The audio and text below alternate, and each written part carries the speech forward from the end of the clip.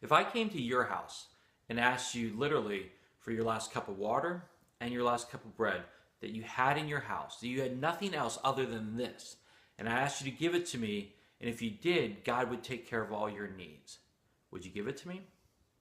Hey, that's the story that we're talking about today. There is actually a story in the Bible that talks about a man named Elijah who went up to a woman and a small child and asked them for a cup of water and bread, and that was all that they had. And he promised them, he said, if you do this, God will take care of all your needs. What did she do? So right now, pause the video, read the story, and find out what the woman did, and answer these few questions with your friends and your family. And then when you're done, press play, and then we'll continue from there.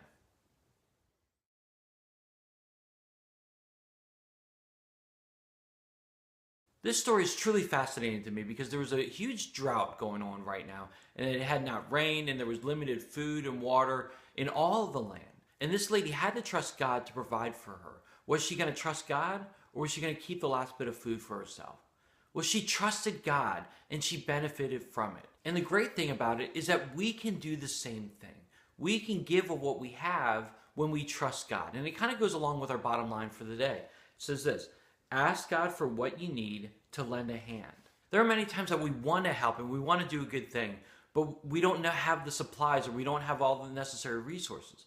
Well, we can ask God to provide for us, and so that we can lend a hand and that we can give and support just like this woman did. So I want to encourage you in all situations that you encounter, that you ask God to lend your hand, that if you have a desire to help but you don't know how, ask God to reveal to you the way that you can do that so that you can lend a hand and let your good works shine and point them to Jesus. Remember, our Bible verse for the month, Matthew 5:16.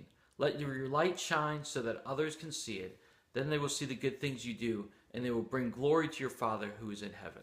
By lending a hand, other people can see Jesus, and it's just a great opportunity for them to hear about him and discover God for maybe the first time. So I would encourage you this week to be lending a hand and asking God to provide you with the necessary ways and means to do that. All right, everyone, that's all I got for you this week. Hope you have a great rest of the week, and I'll see you next time.